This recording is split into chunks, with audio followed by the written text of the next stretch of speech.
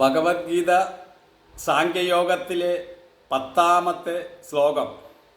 തമുവാച ഋഷീകേശ പ്രകസന്നിവ ഭാരത സേനയോരുഭയോർമധ്യേ വിഷീദന്തമിതംബജക.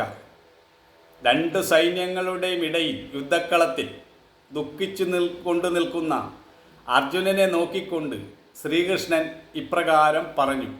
അതായത് ശ്രീകൃഷ്ണൻ പുഞ്ചിരിച്ചുകൊണ്ട് എന്ന പോലെ പറഞ്ഞു എന്നാണ് ഇവിടെ പറഞ്ഞിരിക്കുന്നത്. അർജുനൻ യുദ്ധം ചെയ്യാൻ തയ്യാറായിക്കൊണ്ട് തന്നെയാണ് യുദ്ധക്കളത്തിൽ വന്നിട്ടുള്ളത്. യുദ്ധം ചെയ്ത് രാജ്യം വീണ്ടെടുക്കണമെന്ന് അദ്ദേഹം ആഗ്രഹിച്ചിരുന്നു. എന്നാൽ അർജുനൻ്റെ ഉള്ളിൻ്റെ എവിടെയോ അഗാധതയിൽ ഇത് തെറ്റാണെന്നും നിഷ്ഫലമാണെന്നുമുള്ള ഒരു തോന്നലുമുണ്ട്. ഇതെല്ലാം ചിന്താശീലനായ ഒരാൾക്ക് സംഭവിക്കാവുന്നതുമാണ്.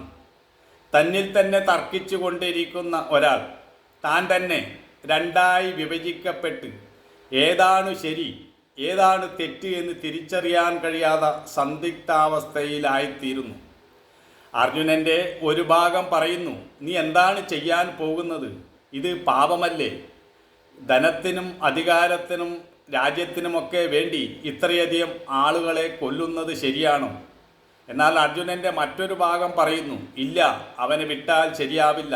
അത്രമാത്രം ക്രൂരതയാണ് ദുര്യോധനൻ ഞങ്ങളോട് ചെയ്തിട്ടുള്ളത്. അതിന് പ്രതികാരം ചെയ്യണം. ഇങ്ങനെയുള്ള ഒരു പിടിവലിയാണ് അർജുനൻ്റെ ഉള്ളിൽ നടക്കുന്നത്. ഇത് സന്ദിഗ്ധ ഘട്ടത്തിൽ നമ്മളിൽ എല്ലാവരിലും വന്നു പോകുന്ന ഒരു അവസ്ഥയാണ്. ഉപരിപ്ലവ ദൃഷ്ടിയിൽ നോക്കിയാൽ അർജുനൻ്റെ പ്രശ്നം ഏതോ ഒരു കാലത്ത് ഏതോ ഒരു യോദ്ധാവിനുണ്ടായ പ്രശ്നമാണ്. എന്നാൽ അത് വാസ്തവത്തിൽ അങ്ങനെയല്ല.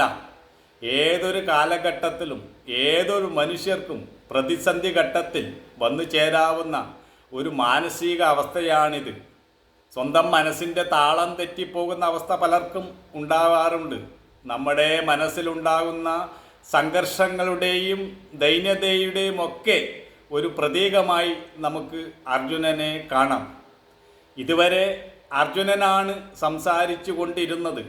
കൃഷ്ണനൊന്നും പറഞ്ഞില്ല. അപ്പോൾ ഇനി കൃഷ്ണൻ എന്താണ് പറയുന്നത് എന്നതാണ് നമുക്ക് അടുത്ത ശ്ലോകത്തിൽ നോക്കാനുള്ളത്. അതിനു മുമ്പ് നമ്മൾ അർജുനൻ എന്താണ് ഇതുവരെ പറഞ്ഞുകൊണ്ടിരുന്നത് എന്ന് നമ്മുടെ ഓർമ്മയിൽ ഉണ്ടായിരിക്കണം. എങ്കിലേ കൃഷ്ണൻ പറയുന്നത് എന്താണെന്ന് നമുക്ക് വേണ്ട രീതിയിൽ ഗ്രഹിക്കുവാൻ കഴിയുകയുള്ളൂ. ഇത് ഓരോ മനുഷ്യരും കടന്നു പോകുന്ന ഒരു മാനസിക സംഘർഷാവസ്ഥയുടെ പ്രതീകം തന്നെയാണ്. ഇതിന് നമ്മൾ വേണ്ട രീതിയിൽ മനസ്സിലാക്കിയാലേ ഇത്തരം പ്രതിസന്ധി ഘട്ടത്തിൽ നമുക്കെങ്ങനെ മുന്നോട്ട് പോകാമെന്ന് നമുക്കും അറിയുവാൻ കഴിയുള്ളൂ.